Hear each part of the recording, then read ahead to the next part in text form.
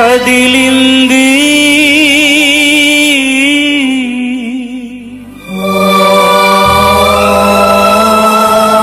కరుణరథం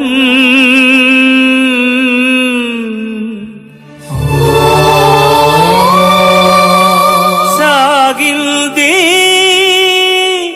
క్షమాయుగం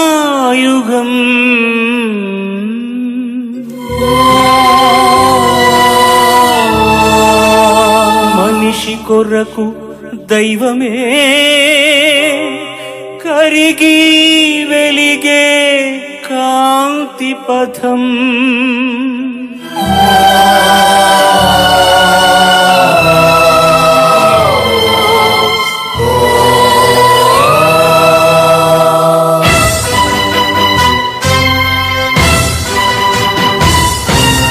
కదిలింది కరుణరథం సాగింది క్షమాయుగం మనిషి కొరకు దైవమే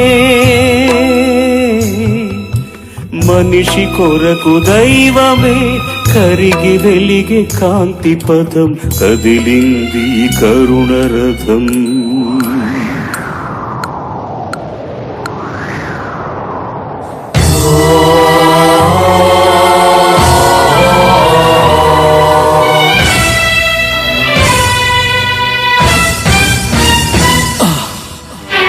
మనుషులు చేసిన పాపం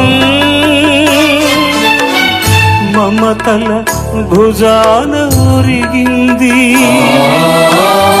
పరిశుద్ధాత్మతో పండిన గర్భం వరపుత్రునికై వగచింది వగచింది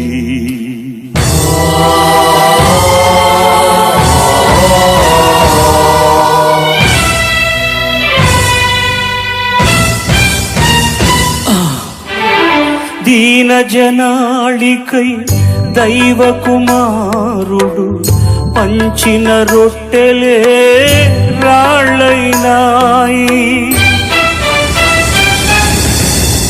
పాప క్షమాపణ పొందిన హృదయాలు నిలువున కరిగి నీరయ్యాయి నీరయ్యాయి అమ్మలారా మీకోసం కోసం ఉంటే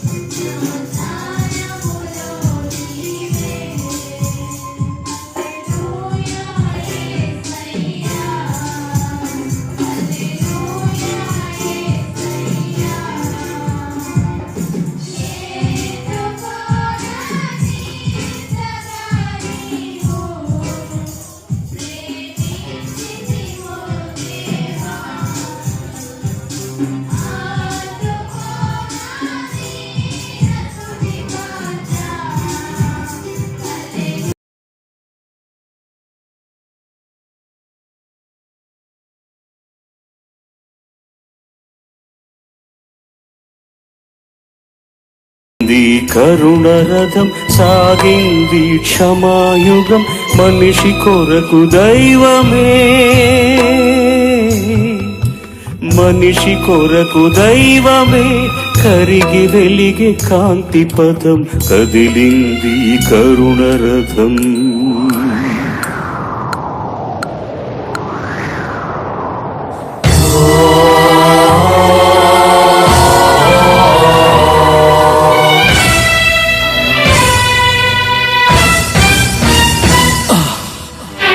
మనుషులు చేసిన పాపం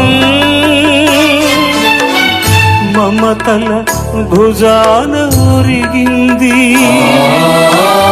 పరిశుద్ధాత్మతో పండిన గర్భం వరపుత్రునికై వగచింది, వగచింది.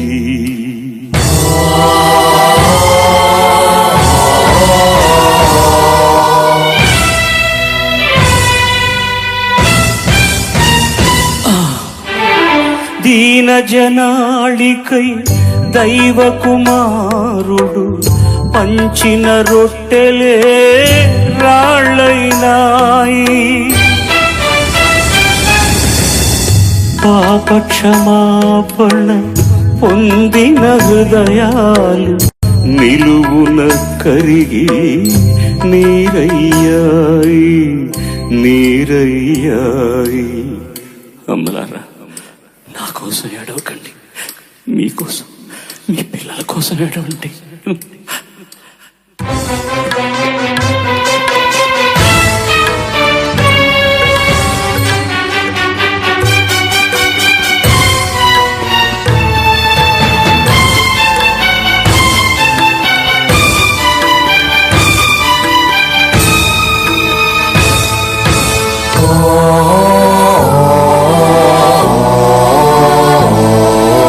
ద్వేషం,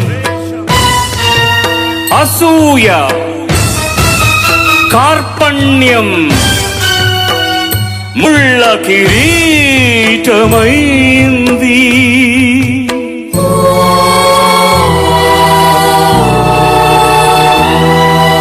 ప్రేమ, సేవా, త్యాగం చెలి.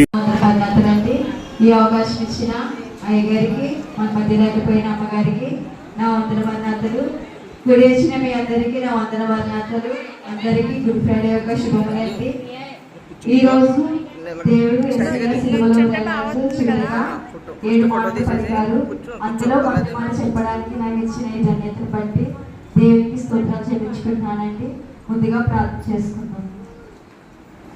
కృపగల రజా కనికరం దేవా, కృపా సత్య సంపూర్ణ నీకే వందనాలు యేసయ్యా. దేవా తండ్రి, ఇదిగో తండ్రి, ఈ బుధవారం నుంచి ప్రభా, ఈ యొక్క తండ్రి మంచి శుక్రవారం తండ్రి మాకు ఇచ్చిన తండ్రి సమయాన్ని బట్టి ప్రభా నీకు స్తోత్రం తండ్రి. యేసయ్యా, ఈ సమయంలో వారు ఎంతో మంది నశించిపోతున్నారు దేవా. నీ బిడ్డలమైన మాకు తండ్రి చక్కని అవకాశం ఇచ్చారు యేసయ్యా. ఇదిగో తండ్రి, నువ్వు పలికిన 7 మాటలు తండ్రి, మొదటి మాట తండ్రి వివరించడానికి దేవా ప్రభా నాకు ఇచ్చిన తండ్రి సమయాన్ని బట్టి నీకు స్తోత్రం తండ్రి. యేసయ్యా, నేను చెప్పబోయే మాటలు దేవా ప్రభా వ్యర్థంగా పోకుండా తండ్రి కనీసం ఒక్కరికైనా అర్థమవ్వడానికి నీకు సహాయం నాకు దయచేయండి ప్రభా. ఎవరిని నప్పించకుండా, సమయం వృధా చేయకుండా తండ్రి నేను చెప్పడానికి ఈ యొక్క మంచి మనసును మాకు దయచేయమని మా కొరకు త్వరగా రజేస్తున్నాము మిక్కిలి వినతి అడిగి వేడుకుంటున్నాం నా ప్రియ పరలోకపు తండ్రి. యేసయ్య మరణిస్తూ చివరిగా సిలువలో 7 మాటలు పలికారండి. సాధారణంగా ఏ మనిషి అయినా సరే చనిపోయేటప్పుడు చివరి మాటలు పలకడం అనేది సహజం అన్నమాట. కొందరు ఏంటి వాళ్ళ జీవితం పుట్టిన మొదలుకొని మరణించేంత వరకు గర్వంగా మాట్లాడితే లాస్ట్లో ఏం మాట్లాడతారు వాళ్ళు?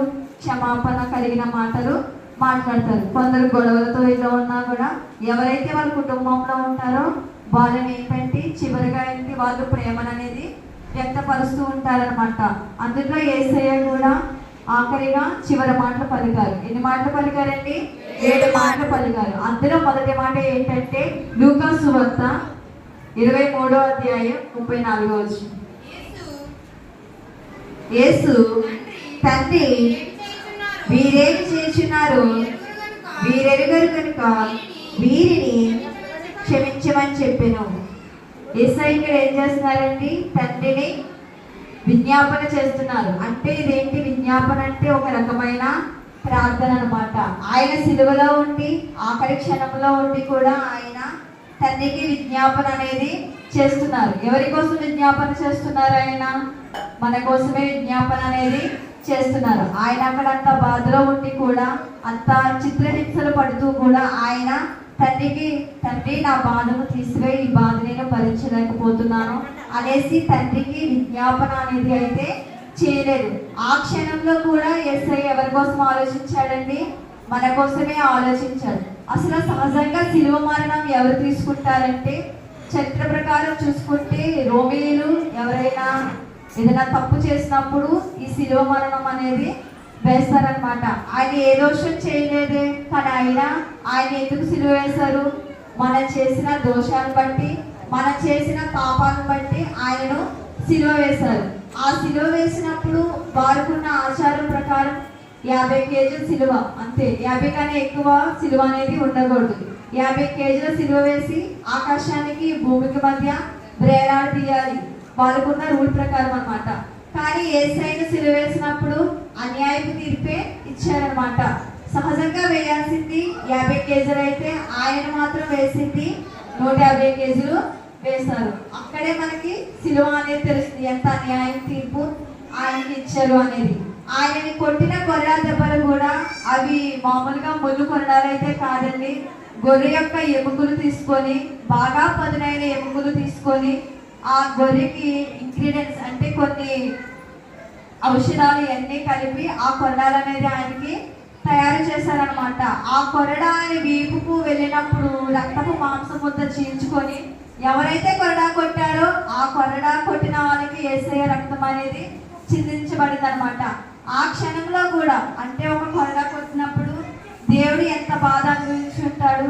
ఆ బాధ అనుభవిస్తున్నప్పుడు కూడా ఆయన తండ్రి నేను బాధ భరించలేకపోతున్నానే అని తండ్రికి విజ్ఞాపన అనేది చేయలేదు. ఆ క్షణం కూడా ఆయన ఎవరైతే ఆయనకు కొరడాలు కొట్టారో వారిని క్షమించమని అడిగాడు. అటువంటి క్షమాపణ కలిగిన మనసు మనం కూడా కలిగి ఉండాలి. క్షమించే మనసు, క్షమాపణ అడిగే మనసు క్రైస్తవం అనేది మనం ఎప్పుడూ కలిగి ఉండాలండి. అదే యేసయ్య మనకి కోరుకుంటున్నాడు అనమాట. ఆయన సిలువలో వేలాడబడ్డాడు. యాక్చువల్గా అయితే ఆ సిలువ శిక్షలన్నీ మనం భరించాలి, ఆ కొరడా దెబ్బలు మనమే భరించాలి. కానీ మనకు బదులుగా ఎవరు భరించారు? యేసయ్య మన కోసం సిలువలో భరించారు అనమాట. ఇప్పుడు మనం ఏదైనా తప్పు చేసామనుకో ఎవరైనా క్షమాపణ అడుగుతున్నామా? అడిగే మనసు మనం కలిగి ఉంటున్నామా? ఒకసారి మనము ఆత్మ పరిశీలన చేసుకోవాలన్నమాట. అసలు క్షమాపణ అడగాలంటే ఎంతో గుండె ధైర్యం కావాలండి. ఎవరైనా మనం ఊరికే సారీ అడుగుతామా? అడగము. నిజం చెప్పాలంటే సారీ అడగాలంటే మనకి గట్స్ అనేవి ఉండాలన్నమాట. అలాగా మనం ఎవరైనా తప్పు చేసినప్పుడు క్షమాపణ అడిగినప్పుడు వాళ్ళలో ఏంటంటే కరుణా హృదయం. అరే ఈ అమ్మాయి తప్పు ఒప్పుకుంది కదా, సరే పోలే ఏమైంది వదిలేస్తే బాగుంటుంది కదా అనేసి మనము క్షమాపణ అడిగే విధానాన్ని బట్టి వాళ్ళకు కూడా మనల్ని క్షమించే హృదయం అనేది వస్తుంది అనమాట. మనం కనీసం శత్రువుని సైతం ప్రేమించక్కర్లేదు, వాళ్ళని క్షమించగలిగితే చాలు. మనం క్షమించే మనసు మనం కలిగి ఉన్నప్పుడు వాళ్ళని ప్రేమించే మనసు మనకి ఆటోమేటిక్గా వస్తుంది అనమాట. మనము మనల్ని శత్రువుల కోసం వీళ్ళు ఏదన్నా అన్నారనుకో వాళ్ళకి సరే వాళ్ళకి అలాగే అయింది అయితే బాగుండు అనేసి మనం అనుకుంటాం. అలా కాకుండా పైకి ఎలా ఉన్నా మనం ఏం మాట్లాడిపోయినా కనీసం మన ప్రార్థనలో మన శత్రువు సైతం కోసం కూడా మనం వారిని ప్రేమించి అయ్యో తండ్రి వారు ఆపదలో ఉన్నారు అని వారి కోసం మనం ప్రార్థించే మనసును మనం కలిగి ఉన్నప్పుడు దేవుడు ఎంతగానో సంతోషిస్తాడనమాట. ఆయన చిత్రహింసలు పెడుతున్న వారి కోసం కూడా ఆయన ప్రార్థించారు. అంటే అక్కడ వారిని క్షమించమని దేవుడు కోరుకుంటున్నాడు అనమాట.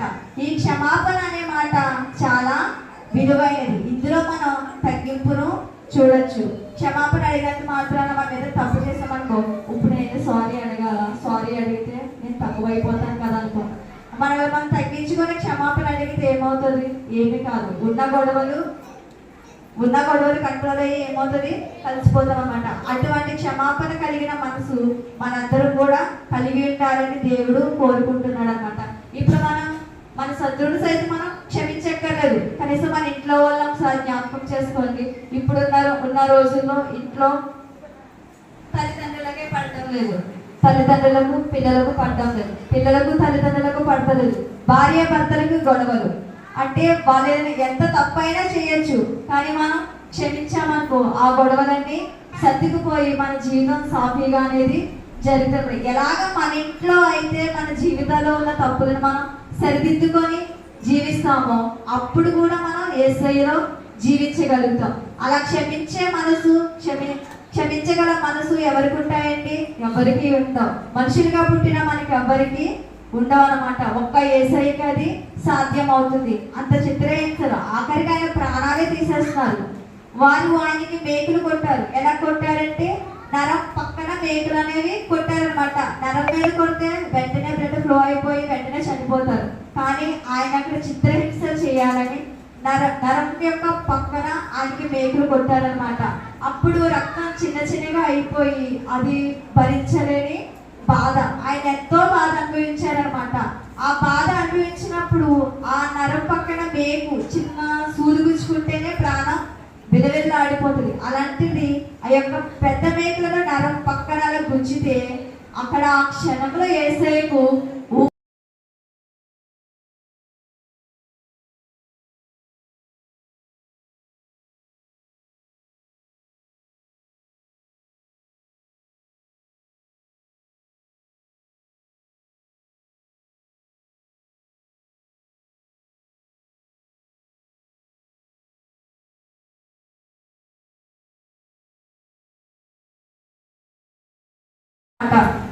ఆయన దాహాన్ని కూడా మనం తీర్చలేకపోతున్నాం. అటువంటి క్షమించే మనసు మనందరం కలిగి ఉండాలి. ఈ క్షమించడం అనే మనసులో ఈ క్షమించడం అనే మాట దేవుడు ఎందుకు చెప్పాడంటే ఇందులో మనం రెండు గ్రహించాలి. ఆయన తప్ప మన కోసం ఎవరు మరణించరు. ఎవరు చెప్పినా కూడా మనకి తాత్కాలికమైన ప్రేమ మాత్రమే. ఎవరుంటారండి ఈ లోకంలో మన కోసం ప్రార్థించేది? ఈ క్షణం కూడా తండ్రి నాకు ఈ సమస్య అంటే దాన్ని ఎదిరించగల శక్తి దేవుడు మనకి ఇస్తాడు. మనం ప్రార్థించాలంతే. నమ్మి మనం ప్రార్థించామనుకో దేవుని కార్యాలు మనం చూస్తాం. ఆయన తప్ప మన పాపాలను ఎవరు క్షమించలేరు. రెండవది మనం గ్రహించాలి, యేసయ్య ప్రేమ మనలో ఉందా లేదా అనేది ఒకసారి మనము ఆత్మ పరిశీలన చేసుకోవాలి. ఈ మాటలు వింటున్న ప్రతి ఒక్కరూ మన వాళ్ళ కోసం మనం ఏదేదో చేయక్కర్లేదండి. మన ఇంట్లో వాళ్ళైనా బయట వాళ్ళైనా నీకోసం చెడుగా మాట్లాడుకోలేండి. చెడు తలంపులు కలిగి ఉన్నారా? కలిగి ఉండి, కానీ వాళ్ళని క్షమించే మనసు నీకు కలిగి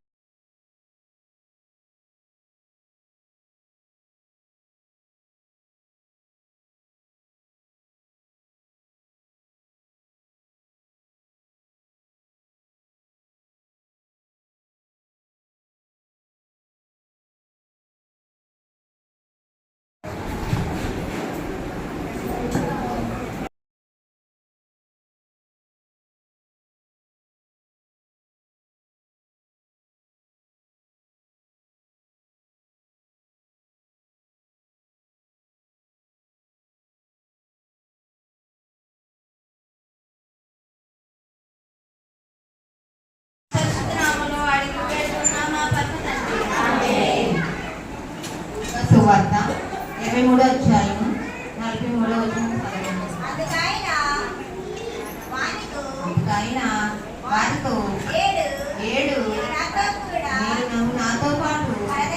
పరదేశంలో అందువని నిశ్చయంగా నీతో చెప్తున్నాను నేను. ఎందుకంటే దేవుడు మన కోసం 7 మాటలు పలికించడానికి దేవుడు ఎంతో నాయన మనకి ఇచ్చాడు. దేవుడు తండ్రికి ఏమి ఇచ్చాడు మనం తీర్చుకోలేము.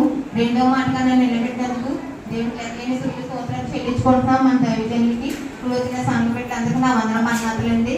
మనం ఎందుకు పనికిరాని వాడు దేవుడు పనికొచ్చే పాత్రగా మర్చుకుంటాడని నేను నమ్ముతున్నానండి. 43వ అధ్యాయం 23 వచ్చినప్పుడు దేవుడు చూసారండి 2 దొంగలండి. దేవుడితో పాటు 2 దొంగల్ని వేసారండి సిలువ అయితే ఓ దొంగడు ఏమంటున్నాడండి, మూర్ఖుడండి, అంటే ఆత్మవిశ్వాసం అండి. ఆయన ఏమి అతనైతే అన్ని చేశాడు కాబట్టి ఆయన ఆయన సిలువేసేయచ్చు. ఈ రెండో దొంగ అయితే ఆయన తెలుసుకున్నాడండి, మనమైతే తప్పులు చేసాము, దేవుడు ఏ పాపం వేసాడు మన కోసం ఎంత చేశాడు, ఆయన్ని సిలువేస్తున్నారో అనేసి ఎంతో బాధపడ్డాడండి. నువ్వు దేవుడివే కదా, నువ్వు దైవ కుమారుడివే కదా, నువ్వు రక్షించుకొని మమ్మల్ని రక్షించని ఆయన ఎగతాళిగా అంటే మూర్ఖుడిగా మాట్లాడాడండి. అలాగే దేవుడు అండి 2వ దొంగ అండి దేవుడిని ఆయన నమ్మి ప్రభా నువ్వేమైతే ఎంత పాపాలు చేసాం ప్రభా, నువ్వు ఏ పాపం చేయలేదు ప్రభా, నన్ను కూడా నీ పరదేశంలో నాకు జ్ఞాపకం చేసుకొని ఎంతగానో ఆయన మారి అడిగాడని దేవుడు. అప్పుడు దేవుడు ఎంతో అర్థం చేసుకొని నువ్వు నేడు నాతో నువ్వు పరదేశంలో ఉండు అని అన్నాడండి. ఎందుకంటే మూర్ఖులుగా మనం ఉండకూడదండి. అది కూడా దేవుడు 2వ దొంగలా మనం ఉండాలండి. 2వ దొంగ ఇంత మాట 5 నిమిషాల్లో మారిపడింది ఆయన. అలాగే మన జీవితాలు కూడా మనలో దేవుడిలో ఎంతో విశ్వాసం కలిగి ఉండాలండి. అమ్మగారు చెప్తారు చూడండి, అంతమానను ఆవగింజ విశ్వాసం ఉంటే కొండెళ్ళి సముద్రంలో పడిపోతుంది, అదట్లో పడిపోతుందని. నిజంగా దేవుడు మనలో ఎంతగానో విశ్వాసం నింపి మనల్ని పోషించి మనం బ్రతికేస్తున్నాడంటే ఆయనకి ఏమి ఇచ్చడం తీర్చలేము. ఏ దేవుడైనా మనకు ఎవరైనా సరే ఏ దేవుడైనా సరే నిజంగా అంటున్నారు కదండి, దేవుడు నిజమైన దేవుడిని వదిలేసి మన కోసం ప్రాణాలు ఇచ్చి అసలు సిలువు కొడుతుంటే పొలాలతో కొడుతుంటే మాసుగా రక్తము ఎంత విరవెల్లాడిపోయాడు దేవుడు మన కోసం అండి. మనం ఇలా ఉన్నామంటే ఆయన కొనుగోలు నిద్రపోవడానికి దేవుడు మన కోసం ప్రాణాలు ఇచ్చడానికి అలాంటి దేవుడు మనకు ఉన్నందుకు ఎంతో లెక్కలేని స్తోత్రాలు చెప్పుకుంటున్నామండి. దేవుడి గురించి మనం ఇచ్చిన సన్నిధిలోనే గడపాలి, ఆయనతోనే సావైన బ్రతికైనా ఆయనలాగా ఉండాలి. ఆయన పొడి దొంగలాగా ఉండకుండా మనం అందరము 2వ దొంగ వల్లే నీతి యథార్థంగా ఆయన జీవకర్తంతోనే మనం బ్రతకాలి. ఆయన ఎప్పుడు స్తుతించుకుంటూనే ఉండాలి, మన ఎప్పుడు దేవుళ్ళలో ఉండాలి, మన దేవుడితోనే ఉండాలి. దేవునిలో దానికి ఎంత మార్పు చెందాడండి, మనం కూడా అంత మార్పుగా బ్రతకాలండి. మూర్ఖులుగా ఉండొద్దండి. దయచేసి దేవుళ్ళనే ఉండాలి. నిజంగా మనము ఎంతో మంది అంటారండి దారంతా వెళ్ళిపోయినప్పుడు ఏదో ఒకటి మాట్లాడతారు, ఇప్పించుకోకూడదండి. మనం అలాంటి దగ్గరికి వెళ్ళకూడదండి, సహవాసమే చేయకూడదు.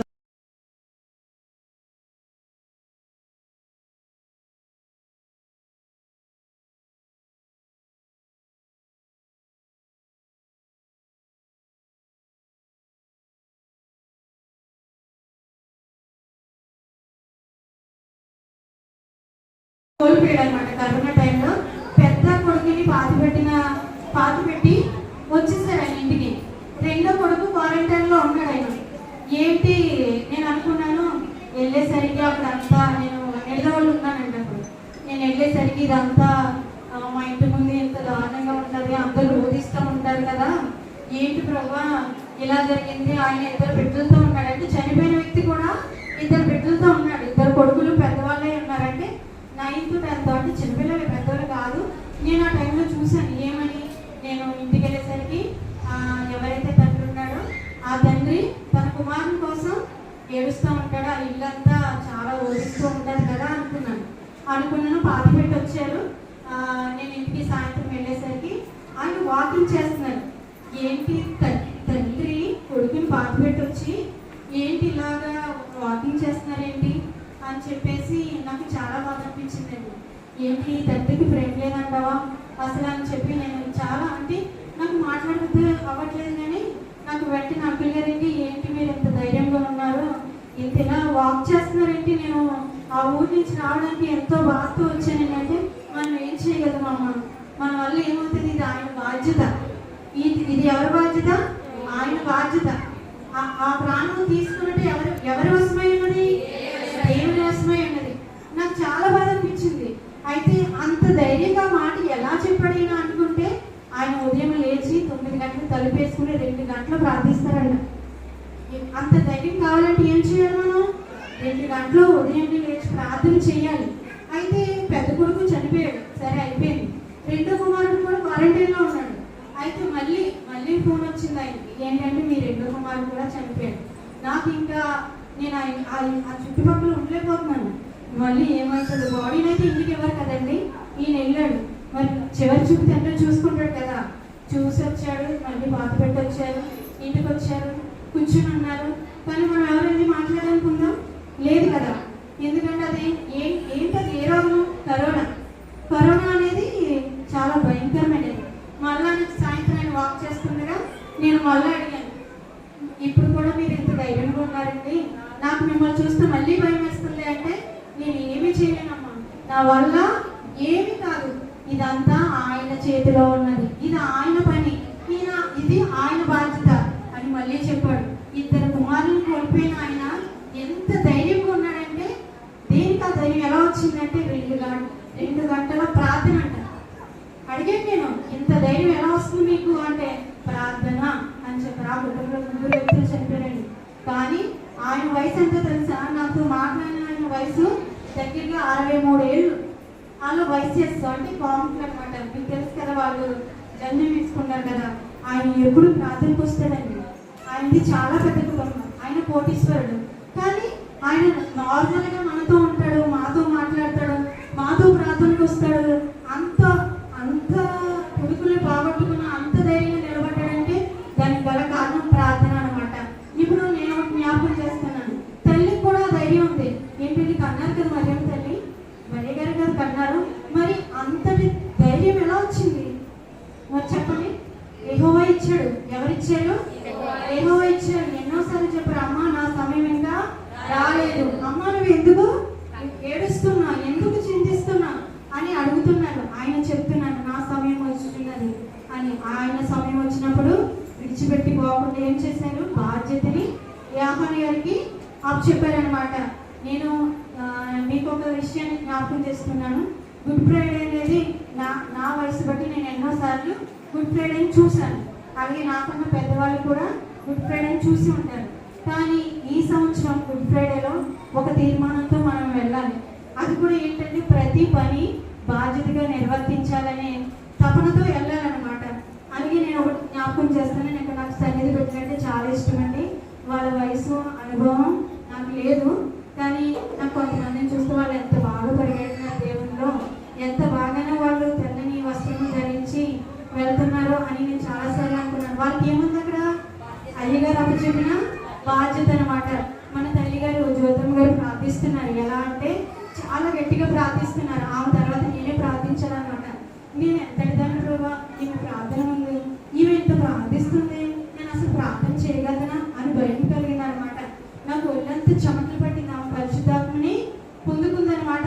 ఆమె ప్రార్థిస్తుంటే నాకు నిజంగా చెమటలు పట్టి, నేను ప్రార్థన చేయలేను ప్రభా, నా వల్ల అవదేమో, నేను వెనక్కి వెళ్ళిపోనా.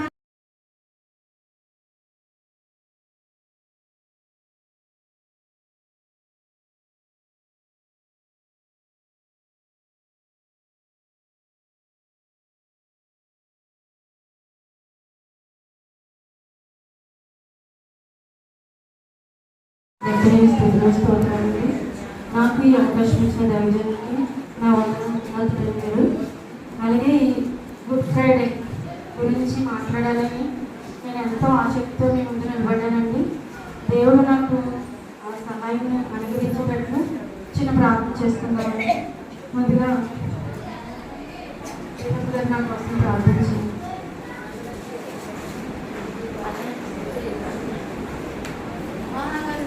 మా పనిలో తండ్రి మీకన్నా మూడో మాటగా నాయన నీ కుమార్తె నిలబడటానికి నాయన నాయన ధైర్యం బట్టి నీ జ్ఞానాన్ని అన్నాను ప్రభావ.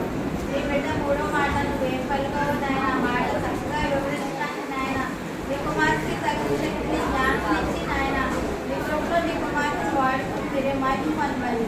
యేసు పరిశుద్ధ నామములో వాడికి వేడుకున్నామా పరమ తండ్రి. అయితే నాకు ఇచ్చిన మూడో మాట, అమ్మ ఇదిగో కుమారుడు. అయితే నేను ఆ మాటని ప్రేమ వాక్కుగా చెప్తున్నా. అయితే మరణంలో కూడా తల్లి బాధ్యతని ఆయన ఆయన ఎవరికి అప్పు చెప్పారండి? చెప్పాలి, ఎవరికి అప్పు చెప్పాడు?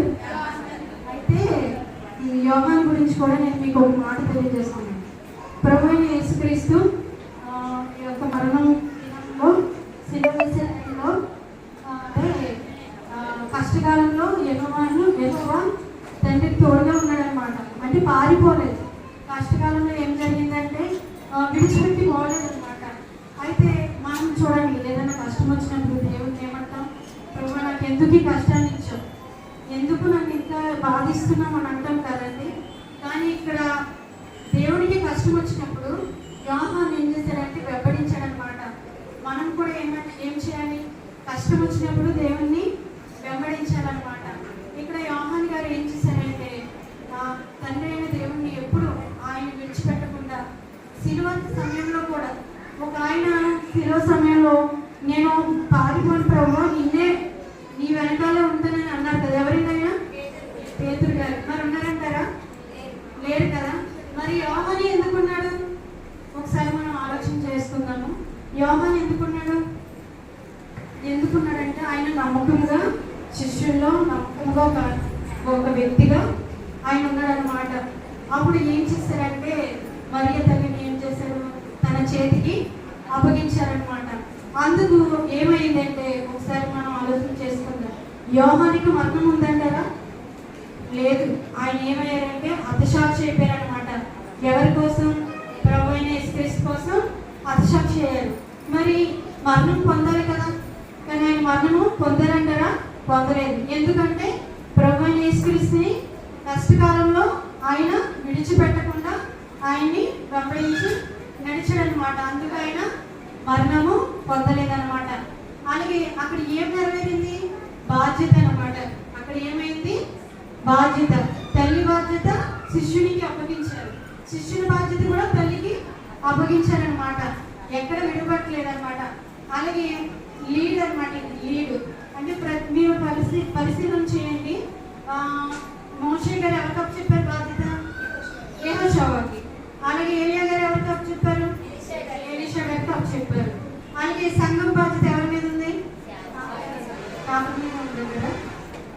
అలాగే మనందరి మీద ఉంది బాధ్యత అనేది, మనందరి మీద ఉంది. మనము ఎవరికి సహకారిగా ఉండాలి? దైవజనునికి. మనము ఆయన వెంబడిస్తేనే మనకు ఆ శ్రమ కలిగినా అది శ్రమగా మిగిలిపోదు.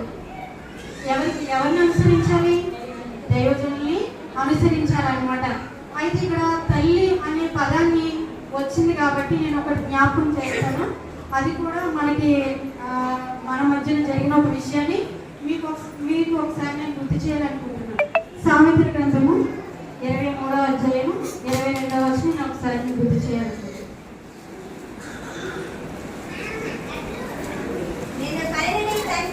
నిన్ను కనిన నీ తండ్రి ఉపదేశం అంగీకరించును. నీ తల్లి ఉదిమియందు ఆమెను ఏం చేయకూడదు? అయితే నేను ఒక సంగతిని మీకు గుర్తు చేస్తున్నాను. పెద్దమ్మ గారు గుర్తున్నారండి? అయితే పెద్దమ్మ గారు ముందు టైంలో మీరు చూసారా? ఎప్పుడైనా ఇంటికి వెళ్ళారా? చూసారా? నాకు దైవజనురాలు మన అమ్మగారు చిన్నమ్మగారిని గుర్తు చేసుకుంటాను. ఆ టైంలో ఆమె ఎంతగానో సాకిడు. మీరందరూ చూసారండి? చూసారా? ఒక్కరు కూడా మాట్లాడలేదు. చూడాలి. చూసారు కదా? ఏ టైంలో? అది స్టార్టింగ్ లోనంటారా?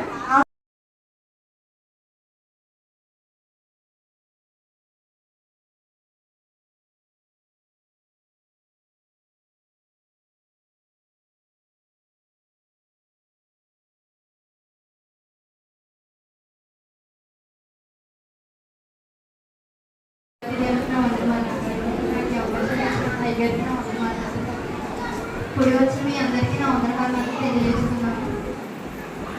నేను 17వ మాట మన మధ్యలో ఉన్న జ్యోతి గారు ప్రార్థించవలసిన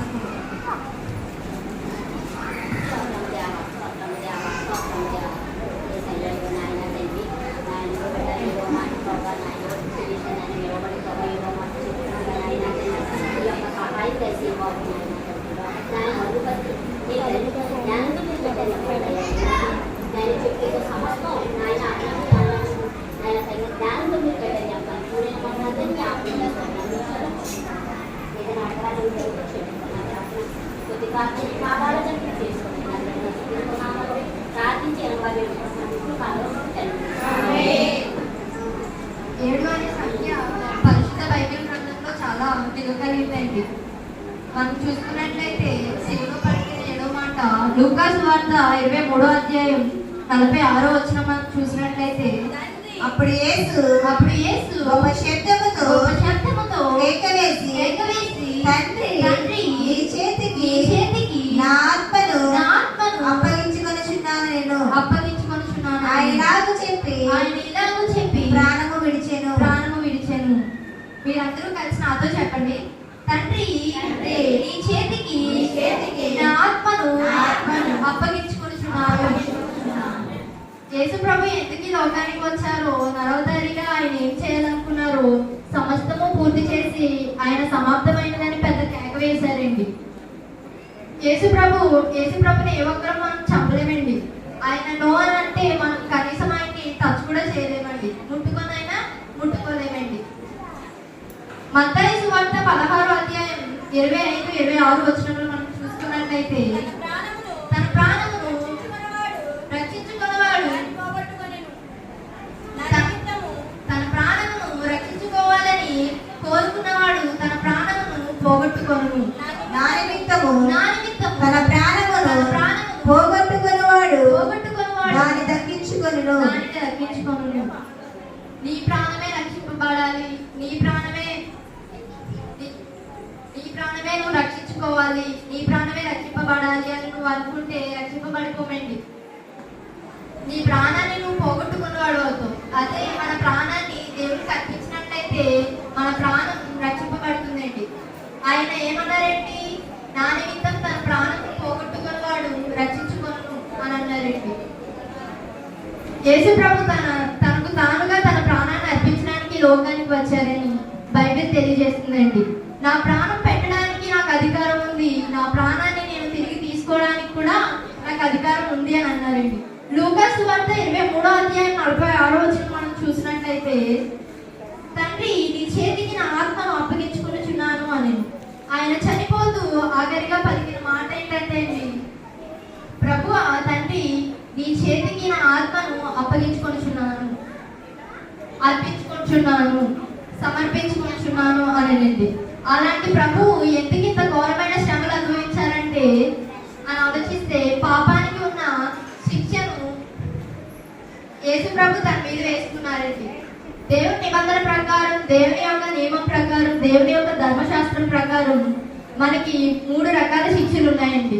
అందులో మొట్టమొదటిది పాపం చేసే వ్యక్తి దెబ్బలు తినాలి. పాపం చేసే వ్యక్తి దెబ్బలు అతని దేహం మీద పడాలండి. మొదటిది ఏంటంటే పాపం చేసే వ్యక్తి దెబ్బలు తినాలి, దెబ్బలు అతని దేహం మీద పడాలండి. రెండవది పాపం చేసే వ్యక్తి కూడా అవమానించబడతారండి.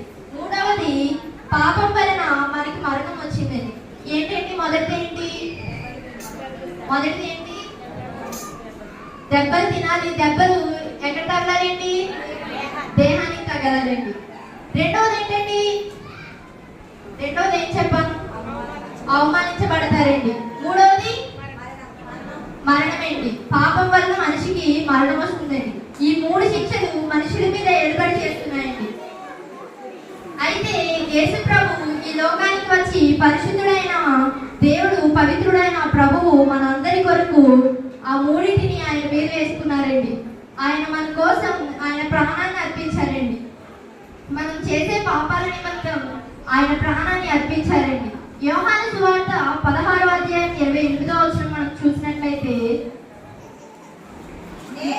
నేను తండ్రి యొద్ద నుండి బయలుదేరి లోకమునకు వచ్చి ఉన్నాను, మరియు లోకమును విడిచి తండ్రి యొద్దకు వెలుచున్నానని వారితో చెప్పాను.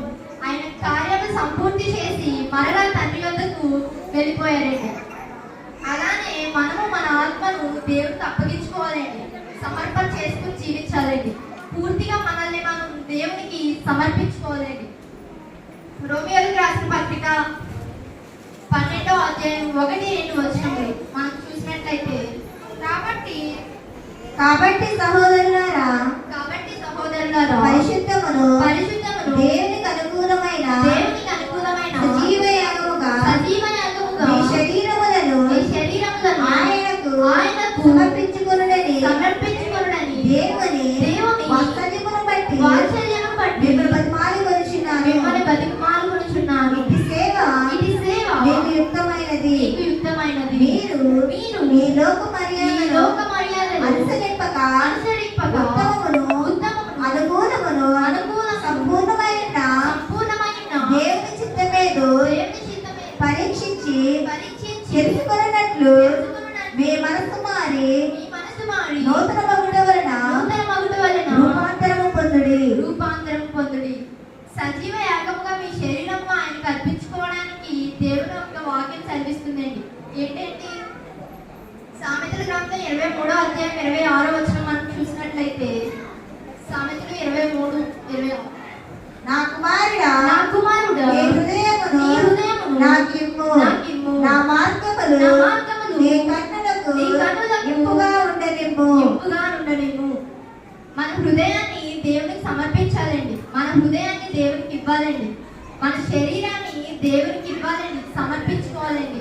యోహాను సువార్త 10వ అధ్యాయం 18వ వచనం మనం చూసినట్లయితే ఎవడను నా ప్రాణము తీసుకొనడు, నా అంతట నేనే దాన్ని పెట్టుచున్నాను, దాన్ని పెట్టుటకు నాకు అధికారం కలదు. దాన్ని తిరిగి తీసుకొనుటకు నాకు అధికారం కలదు. ఈ రోజు భూమి మీద జీవిస్తున్న మనందరం కూడా మన ఆత్మని దేవునికి అప్పగించాలండి.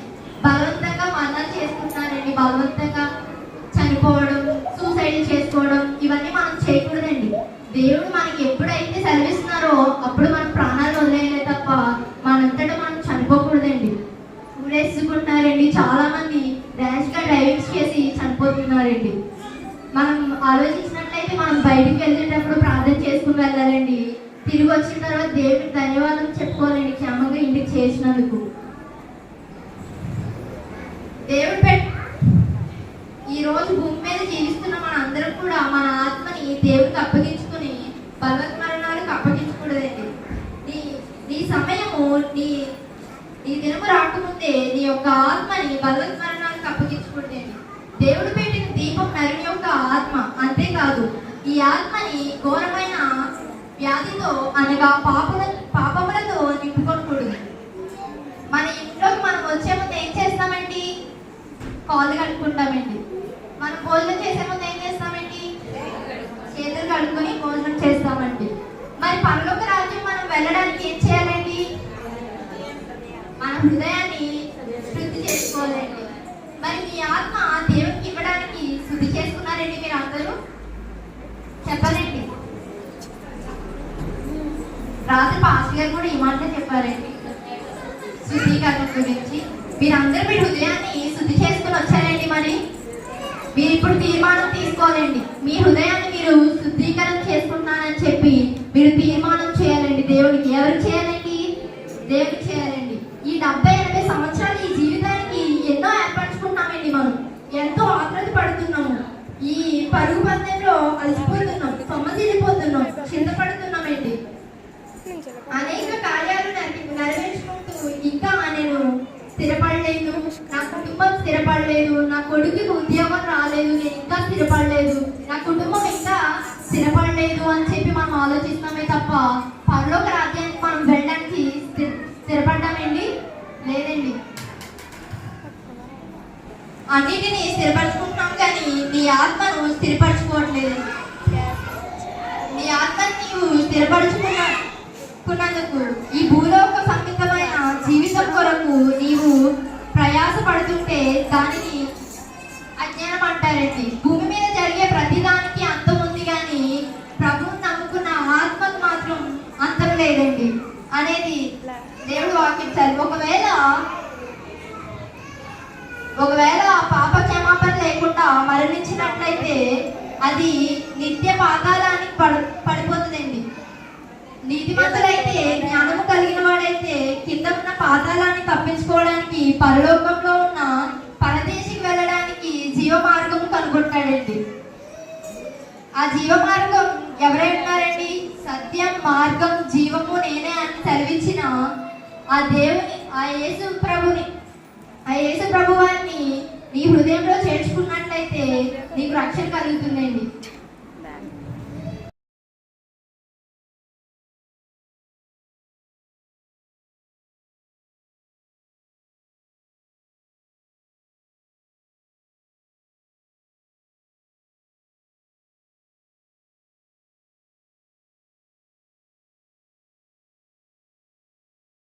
ఇప్పుడు వచ్చి మీ అందరికీ నా వందనాలను తెలియజేస్తున్నాను.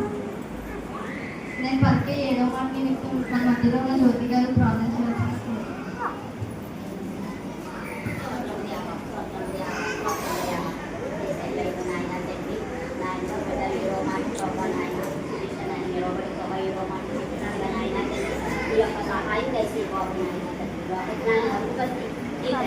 జ్ఞానంతో మీరు నేను చెప్పేది సమస్తం నాయన నేను జ్ఞానంలో మీరు పెట్టేది నేను మమ్మల్ని అందరినీ ఆపణ చేసుకుంటాను విషయాల్లో కూర్చున్నాను. ఏదైనా అడగాలని బయటకు చేయండి. నా ప్రార్థన కొద్ది ప్రార్థన ప్రాణాల జట్టు చేసుకోండి. మరి నేను ప్రార్థించి వారి ఎదుర్కొంటున్నాను పరలోకం తెలుగు. 7 అనే సంఖ్య పరిశుద్ధ బైబిల్ గ్రంథంలో చాలా విలువ కలిగిందండి. మనం చూసుకున్నట్లయితే సేవ పలికిన 7వ మాట లూకా సువార్త 23వ అధ్యాయం 46వ వచనం మనం చూసినట్లయితే అప్పుడు యేసు గొప్ప శబ్దముతో కేక వేసి తండ్రి నీ చేతికి నా ఆత్మను అప్పగించుకొనుచున్నాను ఆయనలాగు చెప్పి ప్రాణము విడిచెను. మీరందరూ కలిసి నాతో చెప్పండి. తండ్రి నీ చేతికి నా ఆత్మను అప్పగించుకొనుచున్నాను. యేసు ప్రభు ఎందుకు ఈ లోకానికి వచ్చారో, నరవతారిగా ఆయన ఏం చేయాలనుకున్నారో సమస్తము పూర్తి చేసి ఆయన సమాప్తమైనదని పెద్ద కేక వేశారండి. యేసు ప్రభుని ఏ ఒక్కరూ మనం చంపలేమండి. ఆయన నో అని అంటే మనం కనీసం ఆయన్ని టచ్ కూడా చేయలేమండి. ముట్టుకోలేమండి. మత్తయి సువార్త 16వ అధ్యాయం 25-26 వచనంలో మనం చూసుకున్నట్లయితే తన ప్రాణమును రక్షించుకున్నవాడు తన ప్రాణమును రక్షించుకోవాలని కోరుకున్నవాడు తన ప్రాణమును పోగొట్టుకొను. నా నిమిత్తము తన ప్రాణమును పోగొట్టుకున్నవాడు దాన్ని దక్కించుకొనును. నీ ప్రాణమే రక్షింపబడాలి. నీ ప్రాణమే నువ్వు రక్షించుకోవాలి. నీ ప్రాణమే రక్షింపబడాలి అని నువ్వు అనుకుంటే రక్షింపబడిపోమండి. నీ ప్రాణాన్ని నువ్వు పోగొట్టుకున్నవాడు అవుతావు. అదే మన ప్రాణాన్ని దేవునికి అర్పించినట్లయితే మన ప్రాణం రక్షింపబడుతుందండి. ఆయన ఏమన్నారండి? నా నిమిత్తం తన ప్రాణం పోగొట్టుకున్నవాడు రక్షించుకొను అని అన్నారండి. యేసు ప్రభు తనకు తానుగా తన ప్రాణాన్ని అర్పించడానికి లోకానికి వచ్చారని బైబిల్ తెలియజేస్తుందండి. నా ప్రాణం పెట్టడానికి నాకు అధికారం ఉంది, నా ప్రాణాన్ని నేను తిరిగి తీసుకోవడానికి కూడా నాకు అధికారం ఉంది అని అన్నారండి. లూకా సువార్త 23వ అధ్యాయం 46వ వచనం మనం చూసినట్లయితే తండ్రి నీ చేతికి నా ఆత్మను అప్పగించుకుంటున్నాను అని ఆయన చనిపోతూ ఆఖరిగా పలికిన మాట ఏంటంటే అండి, ప్రభువా తండ్రి నీ చేతికి నా ఆత్మను అర్పించుకుంటున్నాను సమర్పించుకుంటున్నాను అనేనండి. అలాంటి ప్రభువు ఎందుకు ఇంత ఘోరమైన శ్రమలు అనుభవించారంటే అని ఆలోచిస్తే పాపానికి ఉన్న శిక్షను యేసు ప్రభు తన మీద వేసుకున్నారండి. దేవుని నిబంధన ప్రకారం, దేవుని యొక్క నియమం ప్రకారం, దేవుని యొక్క ధర్మశాస్త్రం ప్రకారం మనకి 3 రకాల శిక్షలు ఉన్నాయండి. అందులో మొట్టమొదటిది పాపం చేసే వ్యక్తి దెబ్బలు తినాలి. పాపం చేసే వ్యక్తి దెబ్బలు అతని దేహం మీద పడాలండి. మొదటిది ఏంటండి? పాపం చేసే వ్యక్తి దెబ్బలు తినాలి, దెబ్బలు అతని దేహం మీద పడాలండి. రెండవది పాపం చేసే వ్యక్తి కూడా అవమానించబడతారండి. మూడవది పాపం వలన మనకి మరణం వచ్చిందండి. ఏంటండి? మొదటిది ఏంటి? దెబ్బలు తినాలి. దెబ్బలు ఎక్కడ తగలాలండి? దేహానికి తగలాలండి. రెండవది ఏంటండి? రెండవది ఏం చెప్పాను? అవమానించబడతారండి. మూడవది మరణమేండి. పాపం వలన మనిషికి మరణం వస్తుందండి. ఈ 3 శిక్షలు మనుషుల మీద అయితే యేసు ప్రభు ఈ లోకానికి వచ్చి పరిశుద్ధుడైన దేవుడు, పవిత్రుడైన ప్రభువు మనందరి కొరకు ఆ మూడింటిని ఆయన మీద వేసుకున్నారండి. ఆయన మన కోసం ఆయన ప్రాణాన్ని అర్పించారండి. మనం చేసే పాపాల నిమిత్తం ఆయన ప్రాణాన్ని అర్పించారండి. యోహాను సువార్త 16వ అధ్యాయం 28వ వచనం మనం చూసినట్లయితే, నేను తండ్రి యొద్ద నుండి బయలుదేరి లోకమునకు వచ్చి మరియు లోకమును విడిచి తండ్రి యొద్దకు వెళ్ళుచున్నానని వారితో చెప్పెను. ఆయన కార్యాలను సంపూర్తి చేసి మరలా తండ్రి యొద్దకు వెళ్ళిపోయారండి. అలానే మనము మన ఆత్మను దేవునికి అప్పగించుకోవాలండి, సమర్పణ చేసుకుని జీవించాలండి. పూర్తిగా మనల్ని మనం దేవునికి సమర్పించుకోవాలండి. రోమియోలకు రాసిన పత్రిక 12వ అధ్యాయం 1-2 వచనములు మనం చూసినట్లయితే,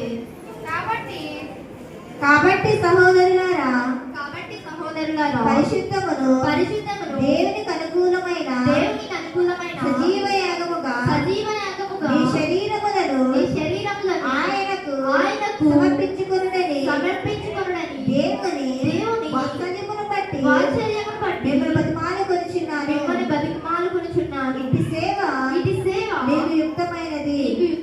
మీరు మీ లోక మర్యాదలు అనుసరింపక ఉత్తమమును అనుకూలమును సంపూర్ణమైన దేవుని చిత్తమేదో పరీక్షించి తెలుసుకొనున్నట్లు మీ మనసు మారి నూతన మగుట వలన రూపాంతరము పొందుడి. సజీవ యాగముగా మీ శరీరం ఆయనకు అర్పించుకోవడానికి దేవుని యొక్క వాక్యం చదివిస్తుందండి. ఏంటండి? సామెతల గ్రంథం 23వ అధ్యాయం 26వ వచనం మనం చూసినట్లయితే, సామెతలు 23:26, నా కుమారుడా నీ హృదయమును నాకిమ్ము, నా మార్గములు నీ కన్నులకు ఇంపుగా ఉండనిమ్ము. మన హృదయాన్ని దేవునికి సమర్పించాలండి. మన హృదయాన్ని దేవునికి ఇవ్వాలండి. మన శరీరాన్ని దేవునికి ఇవ్వాలండి, సమర్పించుకోవాలండి. యోహాను సువార్త 10వ అధ్యాయం 18వ వచనం మనం చూసినట్లయితే, ఎవడును నా ప్రాణము తీసుకొనడు, నా అంతట నేనే దాన్ని పెట్టుచున్నాను, దాన్ని పెట్టుటకు నాకు అధికారం కలదు, దాన్ని తిరిగి తీసుకొనుటకు నాకు అధికారం కలదు. ఈ రోజు భూమి మీద జీవిస్తున్న మనందరం కూడా మన ఆత్మని దేవునికి అప్పగించాలండి. బలవంతంగా మరణాలు చేసుకుంటున్నారండి, బలవంతంగా చనిపోవడం, సూసైడ్ చేసుకోవడం, ఇవన్నీ మనం చేయకూడదండి. దేవుడు మనకి ఎప్పుడైతే సెలవిస్తున్నారో అప్పుడు మనం ప్రాణాలు వదిలేయలే తప్ప మనంతటా మనం చనిపోకూడదండి. ఊరేసుకుంటున్నారండి, చాలా మంది ర్యాష్ గా డ్రైవింగ్ చేసి చనిపోతున్నారండి. మనం ఆలోచించినట్లయితే మనం బయటికి వెళ్ళేటప్పుడు ప్రార్థన చేసుకుని వెళ్ళాలండి. తిరిగి వచ్చిన తర్వాత దేవుడికి ధన్యవాదాలు చెప్పుకోవాలండి, క్షేమంగా ఇంటికి చేసినందుకు. దేవుడు ఈ రోజు భూమి మీద జీవిస్తున్న మన అందరం కూడా మన ఆత్మని దేవుడికి అప్పగించుకొని బలవత్మరణాలకు అప్పగించకూడదండి. నీ సమయము నీ దినము రాకముందే నీ యొక్క ఆత్మని బలవత్మరణాలకు అప్పగించకూడదండి. దేవుడు పెట్టిన దీపం నరుని యొక్క ఆత్మ, అంతేకాదు ఈ ఆత్మని ఘోరమైన వ్యాధితో అనగా పాపములతో నింపుకొనకూడదు. మన ఇంట్లోకి మనం వచ్చే ముందు ఏం చేస్తామండి? కాలు కట్టుకుంటామండి.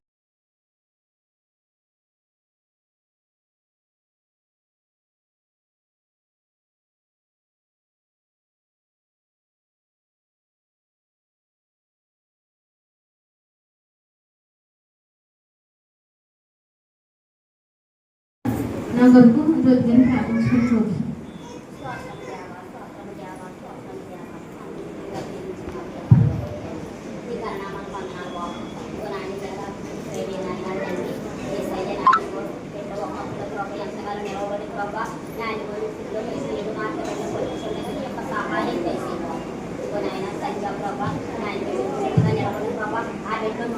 మాట్లాడండి అయ్యా, జ్ఞానం చెప్పండి అయ్యా నాయన బాబు.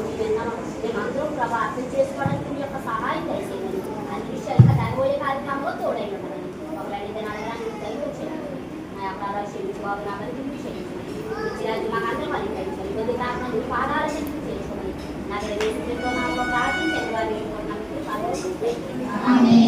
నాకు ఇచ్చిన మాట 5వ మాట యోహాను సువార్త 19:28. అటు తరువాత సమస్తమును అప్పటికి సమాప్తమైనదని యేసు ఎరిగి లేఖనము నెరవేరినట్టు నేను తప్పికొనుచున్నానని. నాకంటే ముందుగా 4 మాటలు చెప్పారు. వాటన్నిటిని మనం చాలా సంవత్సరాల నుంచి విని అనుసరిస్తున్నామో అనుసరించట్లేదో ఒకసారి ఈ ఉదయాన్ని మీరు పరిశీలన చేసుకోండి. నాకు ఇచ్చిన మాట 5వ మాట. ఇందులో ఏమన్నది? దప్పిక అంటే మనము ఉదయం 11 గంటలకు వచ్చాము చర్చికి. 12:30 అయ్యేసరికి అయ్యగారు మన మీద చాటపడి సంతోషం గారిని ప్రేరేపించి వారు మనకి ఏమిచ్చారు? దాహం ఇచ్చారు. మనం ఏమై ఉన్నాం? శరీర సంబంధకులై ఉన్నాం. అంతే కాబట్టి మనం ఏం చేసాం? గంటలోనే మనకి దాహం వేసింది. దాహం వేసిందని ఎరిగి మనకి ఏమిచ్చారు? మనకి కొంచెం ఉపశమనం కల్పించే మనకి దాహాన్ని తీర్చారు. మరి తండ్రి అయిన దేహం ఏమైంది? ఆయన దాహం అంటే ఆయన దగ్గర నీరు లేదా? ఆయన ఉన్న చోట ఏమీ కలదా? ఆయన వల్ల ఏమీ జరగదా? ఆయన లోక సంబంధమైన దాహంతో లేరాయన, ఆత్మ సంబంధమైన దాహంతో ఉండి సిలువలో ఈ మాట పలికారు. ఆత్మ సంబంధమైన దాహములో మనము మునిగి తేలియాడుచున్నాము. ఈ లోకములో అందరూ లోక సంబంధమైన దాహముతో ఆయా దాహాలతో ఉన్నారు. కొంతమందికి ధన దాహము, కొంతమందికి నేను ఈ సంవత్సరము ఇది కొనాలి, ఇది చేయాలి అనే దాహంలో ప్రతి ఒక్కరిలో ఏదో ఒక దాహము లోక సంబంధమైన దాహం ఉంది. మన తండ్రి అయిన దేవుని దాహము ఇహలోక సంబంధమైనది కాదు, పర సంబంధమైన దాహముతో ఉండి ఈ మాట సిలువలో ఆయన పలికారు. మనం ఎలా ఉండాలి? తండ్రి మనల్ని ఎలాగూ ఉండాలని ఆయన కోరుకుంటున్నారు. మనం మొదట ఆయన నీతి అనే రాజ్యాన్ని మనం వెతకాలి. ఆయన నీతిని రాజ్యాన్ని మనం ఎలా వెతకాలి? మనం చూసుకుంటే మత్తయి సువార్త 5వ అధ్యాయము 6వ వచనం. నీతి కొరకు ఆకలి దప్పుల వారు ధన్యులు, వారు తృప్తిపరచబడదు. అంటే మనం నీతిగా ఉండాలని కోరుకుంటున్నారు తండ్రి. మన నీతిగా ఉండి అడిగితే మనకి ఏదైనా సరే మనకు అందుబాటులో ఇచ్చే దేవుడు మనకు ఉన్నాడు. మన నిజమైన దేవుడిని మనం నమ్ముకుంటున్నాము. వ్యర్థమైన వాటి కొరకు మనము లేము. దేవుడు తన విలువైన రక్తాన్ని చేత మనల్ని శుద్ధి చేస్తున్నాడు. మనం కూడా ఆయన పక్కన కుడిపార్శ్వ మందు కూర్చోవాలని తండ్రి దగ్గర కుమారుడు తను ఎంతగానో మన కొరకు తన రక్తాన్ని అంతా చింది మన పరిశుద్ధులుగా చేయాలని తన దాహం అనే మాట ఆ సిలువలో పలికారు. ఇంకా చూసుకుంటే సమరయ స్త్రీ కూడా దాహము. ఏమి దాహము? ఆమెకి శరీరక సంబంధమైన దాహము. ఆ దాహాన్ని కూడా తండ్రి ఏం చేశారు? విడుదల చేశారు. ఆమెకి శరీరక సంబంధమైన దాహం గురించి తండ్రి ఆమెకి విడుదల దయచేశారు. అలానే చూసుకుంటే ఇశ్రాయేలు ప్రజలు అరణ్యంలో వెళుచుండగా వారికి ఏమైంది? దాహమైంది. దాహమైనప్పుడు ఏమైంది? తండ్రి బండ నుంచి వారికి దాహమును తీర్చారు.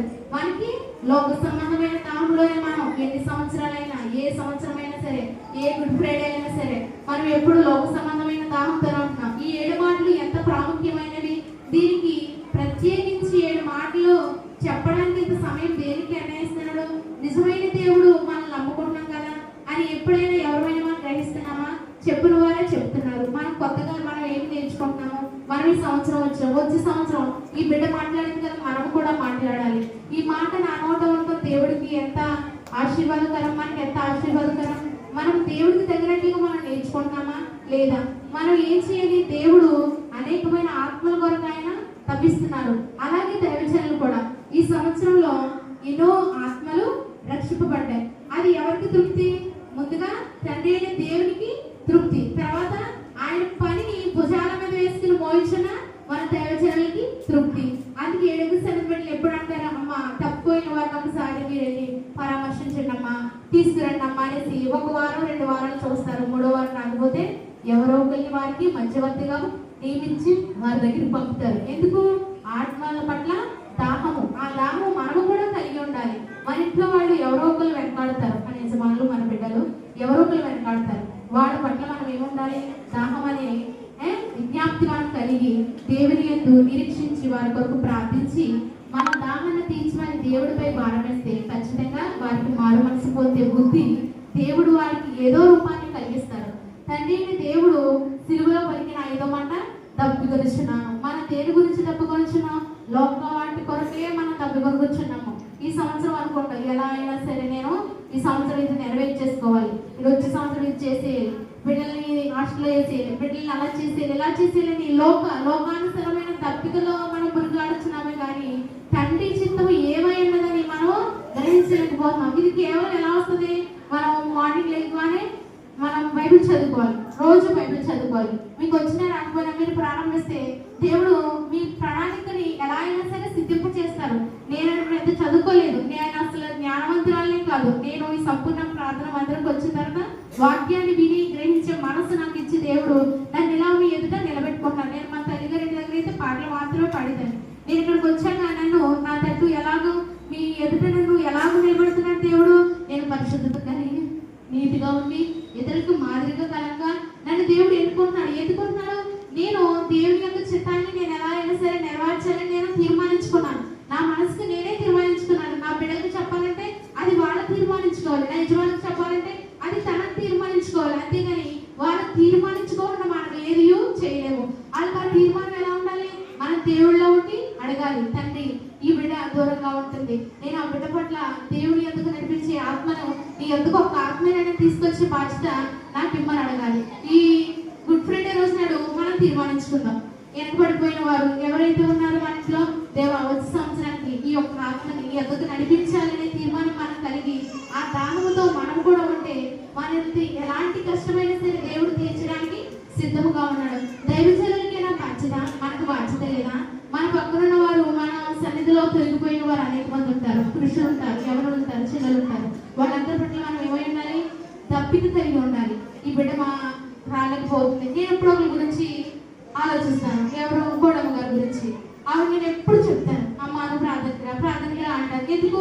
తన ఈ సన్నిధిలో రక్షణ పొంది కూడా తప్పిపోతుంది. నాకు ఎప్పుడు కనపడుతుంది, అమ్మ నువ్వు రావాలమ్మా, నువ్వు నాకు తెలిసినంత మటుకు మన సంఘంలోకి వచ్చిన వాళ్ళకి చెప్తాను, నేను బయట సంఘాలకి చెప్పను. ఎందుకంటే వారు వేరే సంఘానికి వెళ్ళిన వారు మనం రమ్మంటే వారు రారు. మన సంఘంలో ఉన్న వాళ్ళు తప్పిపోయిన వారి పట్ల మనం దాహం కలిగి ఉంటే దేవుడు ఎలాగో నీ బిడ్డ ఎనోకమైన మారు నన్ను అడుగుతుంది, నేను వెళ్ళగలాలి, నేను ఎలాగైనా సరే వెళ్ళాలి, రెండోసారి నన్ను అడిగించుకోకుండా నేను చెయ్యాలి అనే ఆశ వారికి కూడా దేవుడు కలిగి చేస్తాడు.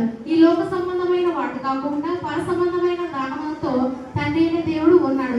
అనేకమైన దాహములో ఏమున్నాయి? లోకానికి సంబంధించిన దాహములు అనేకమైనవి సాతాను మనలో ప్రవేశపెట్టింది. వాటన్నింటినీ విడిచించి దేవి యొక్క ఆత్మ ఏమైతే కోరుకుంటుంది? మొదట ఆయన నీతిని, రాజ్యాన్ని వెతకమంటున్నారు. తర్వాత మనకి ఏది అయినా సరే ఆయన ఇవ్వడానికి మనకి సిద్ధంగా ఉన్నారు. అలాగే మనకు దేవుడి పట్ల ప్రణాళిక కలిగి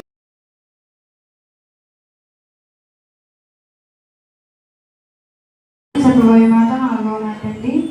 మత్తయి సువార్త 27వ అధ్యాయము 46వ వచనం. ఇంచుమించు 3 గంటలప్పుడు యేసు ఏలీ ఏలీ లామా సబక్తాని బిగ్గరగా కేక వేశాడు. ఆ మాటకు నా దేవా నన్ను ఎందుకు చేయి విడినాడితివి అని అర్థం. నాకు ఇచ్చిన 4వ మాట ఏంటంటే ఏలీ ఏలీ లామా సబక్తాని బిగ్గరగా కేక వేశాడు. అంటే ఏలీ ఏలీ లామా సబక్తా అనే మాటకు అర్థం ఏంటంటే నా దేవా నన్ను ఎందుకు చెయ్యి విడిచితివి అని అర్థం అండి. యేసుక్రీస్తు జీవించేటప్పుడు ఇశ్రాయేలీలు హెబ్రీని అలాగే అరబిక్ భాషలో మాట్లాడుకునేవారండి. అంటే ఏలీ అనగా హెబ్రీ భాష అండి, అలాగే లామా సబక్తా అనగా అరబిక్ భాష అండి. యేసు సిలువలో మాట పలికినప్పుడు అక్కడ ఉన్న కొంతమంది ప్రజలు దేవుడు ఏలీ ఏలీ లామా సబక్తా అని పలికినప్పుడు వారు ఏమనుకున్నారంటే యేసుప్రభు వారు ఏలియాను పిలిచి తనను రక్షించమంటున్నారేమో అని అక్కడ ఉన్న ప్రజలు అనుకున్నారండి. ఆల్రెడీ యేసుక్రీస్తు వారికి తెలుసండి, తను యూదా ఇస్కరియోతుల ద్వారా తనకి తెలుసండి తనని బంధించి చంపుతారని తెలుసండి. అయినా యేసుక్రీస్తు వారు చావుకు భయపడకుండా సైనికులకు ఎదురెళ్ళి నేనే యేసునని సైనికులకు చెప్పారండి. యేసుక్రీస్తు వారికి ముందే తెలుసు కదండి యేసుక్రీస్తు వారిని బంధించి హింసించి చంపుతారని. అప్పుడు దేవుడు యేసుక్రీస్తు వారు ఎందుకు నా దేవా నా చెయ్యి ఎందుకు విడిచిపోయి అడిగారండి. యేసుప్రభు వారు పరిశుద్ధాత్మ వలన జన్మించారండి. బాప్తిజం పొందిన తర్వాత పరిశుద్ధాత్మ ఆయన దగ్గరకు పావురం వలె వచ్చిందండి. ఆయన ఈ పరిశుద్ధాత్మ ద్వారా, బైబిల్లో ఉన్నాయండి, ఆయన ఈ పరిశుద్ధాత్మ ద్వారా అనేక గొప్ప కార్యములు చేశారండి. కానీ యేసుక్రీస్తు వారు మన పాపముల కొరకు ఆయన మన పాపములన్నీ ఆయన మీద వేసుకున్నారండి. పరిశుద్ధాత్మ దేవుడు ఆయన వదిలి మన పాపములన్నీ ఆయన మీద వేసుకున్న తర్వాత ఆయన వదిలి పరిశుద్ధాత్మ వెళ్ళిపోయిందండి. పరిశుద్ధాత్మ దేవుడు ఎందుకు యేసుని విడిచిపెట్టాడండి? ఎందుకంటే పరిశుద్ధాత్మ ఉన్న చోటున పాపములు ఉండవండి. లోక పాపములు యేసుక్రీస్తు దేవుడు, లోక పాపములను యేసుక్రీస్తు ప్రభు వారు వేసుకున్నారండి. మన పాపములన్నీ ఆయన మీద వేసుకొని మన కొరకు ఆయన శిలువలో మరణించారండి. మనము ఆయన మన కొరకు రక్తం చిందించినందుకు మనం ఆయన కొరకు ఏం చేయించున్నామండి? ఆయన మనల్ని రక్షణ పొందమన్నారండి, మారు మనసును పొందమన్నారు. ఆయన మన నుంచి ఏం ఆశించారండి? మనల్ని హృదయం ఆశించారండి. ఆయనకు మనం హృదయం ఇస్తున్నామా? మీకు మీరుగా ఆలోచించాలండి. ఆయన మరణం అంటే మనకు భయం అండి. ఆయన మరణానికి భయపడకుండా సైనికులు ఎదురు వెళ్ళి ఆయన శిలువలో వేలాడాడండి మన కోసం. మనలను రక్షణ పొందమని అడిగారండి. మనల్ని బైబిల్లో రాస్తుందండి రక్షణ పొందాలని, మారు మనసు పొందమని అడిగారండి. ఇప్పుడు ఎవరైనా కుటుంబ సమేతంగా ఇక్కడ ఈ గుడ్ ఫ్రైడే రోజున ఎవరైనా వచ్చారండి? ఆయన మారు మనసు పొందమని అడిగారండి. మనము ఆయనలో భక్తులు కలిగి ఆయన సన్నిధిని విడవకుండా ఆయన సన్నిధిలో మనం అందరం సాగాలండి. అలాగే సండే స్కూల్ పిల్లలు ఉన్నారండి. సండే స్కూల్ పిల్లల తల్లిదండ్రులు అస్సలు ప్రోత్సహించి పంపరండి. మేము చెప్పుతాము సండే స్కూల్ పిల్లలను పంపండి అని. ఎవరైనా తల్లిదండ్రులు ఆసక్తి కలిగి పంపిస్తారండి? సండే స్కూల్ పిల్లలు అస్సలు ఒక్కరు కూడా రారండి. మహా అయితే వారానికి వచ్చి 20 మంది వస్తారండి, అంతేనండి. అటు నుంచి లిస్టులో పేర్లు ఎంతమంది ఉంటాయండి? 70 మంది 80 మంది ఉంటారు. అసలు ఎవరో తల్లిని ప్రోత్సహించారు దేవుల్లో. ఇప్పుడు ఎవరో దేవుల్లో సాగట్లేదండి. సండే స్కూల్ పిల్లలందరూ ఇందాక నుంచి నాకు తల పాటలు పాడారు, దేవుని స్తుతించారండి. ఇంకా పెద్దలు ఎవరో కృషి చేయలేదు. ఇంకా సండే స్కూల్ పిల్లలే వచ్చి పాటలు పాడి నాకు ఆసక్తిగా ఉందాక మా దగ్గరికి వచ్చి పాటలు తీసుకుని పాటలు పాడారండి. వాళ్ళు దేవునిలో ఎంత భక్తులు కలిగి ఉంటున్నారో. దేవుడు చిన్నపిల్లల ప్రార్థన ఆలకిస్తానని చెప్పాడండి. వాళ్ళు మొత్తం సంఘమందరి గురించి ప్రార్థన చేస్తారండి సండే స్కూల్లో ఉన్నప్పుడు. వాళ్ళు ఇంకా అలాగే భక్తులు కలిగి జీవించాలని, ఇంకా వాళ్ళు ఇంకా సండే స్కూల్కి వచ్చి దేవునిలో ఇంకా ఎదిగేటట్టు మీరందరూ ప్రార్థన చేయాలండి.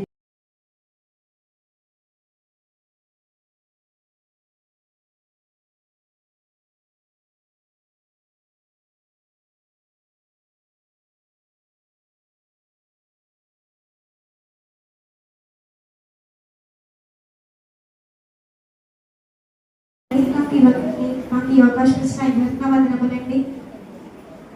దేవుడు శిలువలో పలికిన 5 మాటలు చెప్పి ఉన్నారండి.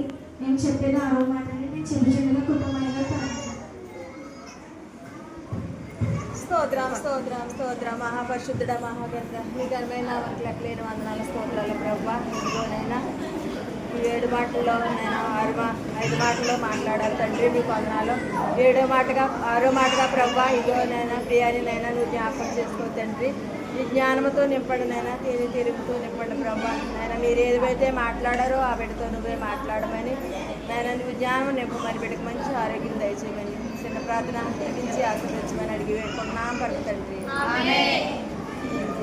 దేవుడు శిలువలో పలికిన 6వ మాట గురించి ధ్యానించుకుందామండి. యోహాను సువార్త 19వ అధ్యాయం 30వ వచనం.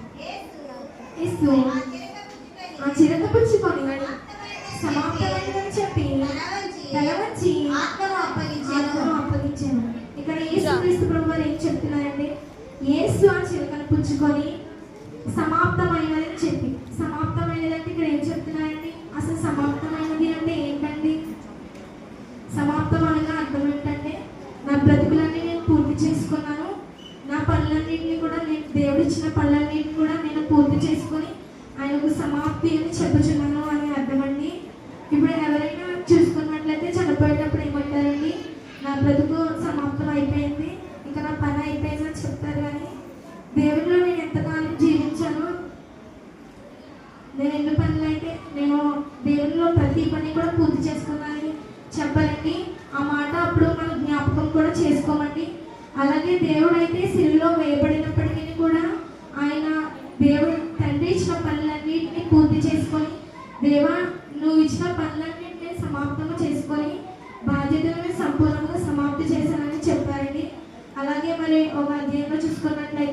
యోహాను సువార్త 17వ అధ్యాయం 4వ వచనం. చేయుటకు నీవు నాకు ఇచ్చిన పనిని నేను సంపూర్ణముగా నెరవేర్చి భూమి మీద నిన్ను మహిమపరిచితిని. ఇక్కడ దేవుడు ఏమైతే చెప్తున్నాడండి, చేయుటకు నీవు అంటే పరలోకంలో ఉన్న తండ్రి అండి. నీవు నాకు ఇచ్చిన పని నేను సంపూర్ణంగా నెరవేర్చున్నాను. దేవుడండి తండ్రి కుమారుడికి ఎన్నో పనులు అప్పగించారండి. ఆ పనులన్నింటినీ సంపూర్ణంగా బాధ్యతతో చేసి చివరిసారిగా ఏం చెప్తున్నారండి, సమాప్తి చేశాను దేవా, నీవు ఇచ్చిన పనులన్నింటినీ సమాప్తిగా పూర్తి చేశాను దేవా అని చెప్తున్నారండి.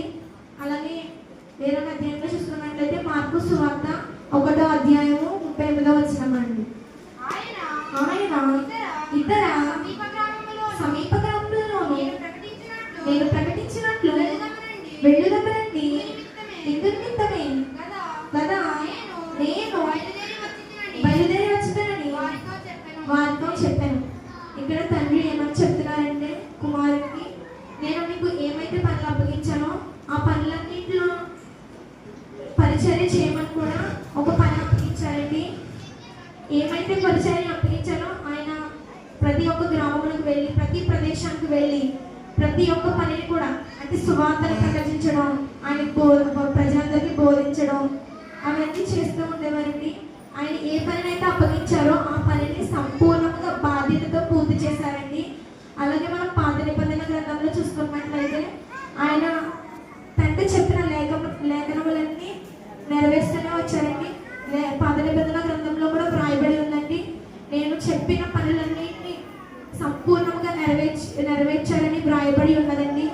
అలాగే యోహాను సువార్త 10వ అధ్యాయం 17వ వచనంలో చూసుకున్నట్లయితే నేను దాన్ని మళ్ళా తీసుకున్నట్లు నా ప్రాణం పెట్టించున్నాను, ఇందువల్ల నా తండ్రి నన్ను ప్రేమించుచున్నాడు. ఇక్కడ ఏమైతే చెప్తున్నానండి, తండ్రి ఎన్ని పనులైతే అప్పగించారో ఆ పనులన్నింటినీ సంపూర్ణంగా పూర్తి చేశారండి.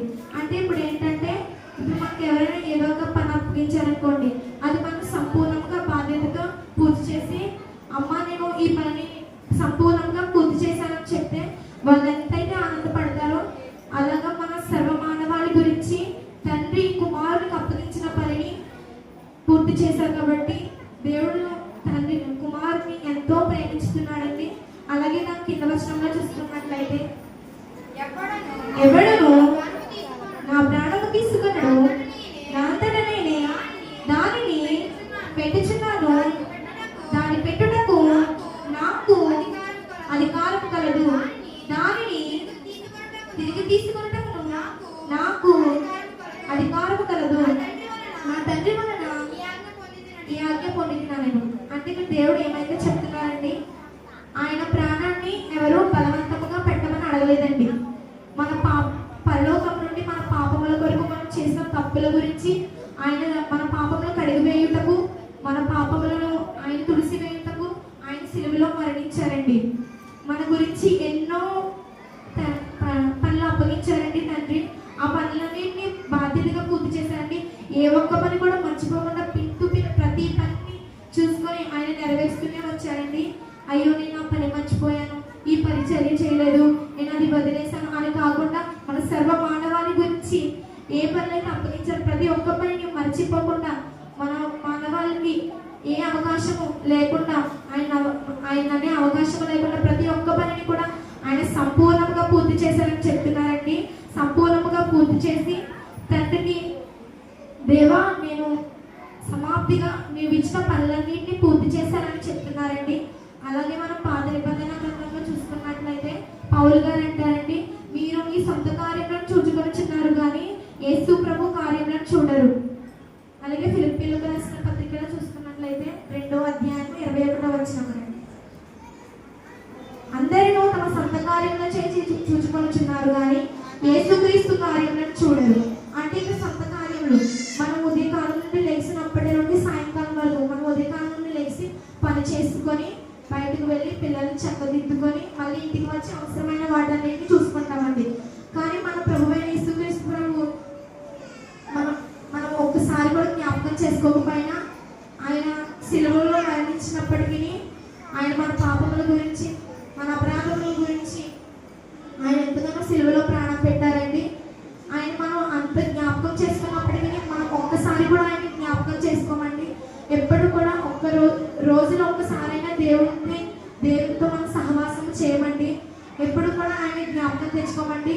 మనం ఆయన జ్ఞాపకం తెచ్చుకోకపోయినా ఆయన ఎప్పుడు మనం విడవడండి, ఎప్పుడు మర్చిపోడండి ఆయన. అలాగే మనం ఇప్పటి నుండి అయినా దేవునిలో సాగుతూ దేవుని యొక్క భయభక్తులు కలిగి ఉండి ఆయన దేవుని సన్నిధానంలో గడుపుదామండి. అలాగే ఆత్మీయ తండ్రి గారు చెప్పిన మాటలు కూడా విని గ్రహించి తద్వారా మనం నడుచుకుందామండి. నేను చెప్పిన మాటలు ఏమైనా తప్పులుంటే క్షమించండి. దేవుడు శిలువలో కలిగిన ఈ 6వ మాట దేవుడు దీవించి మన అందరి హృదయాలలో ఫలింపజేయను కాక. ఆమేన్.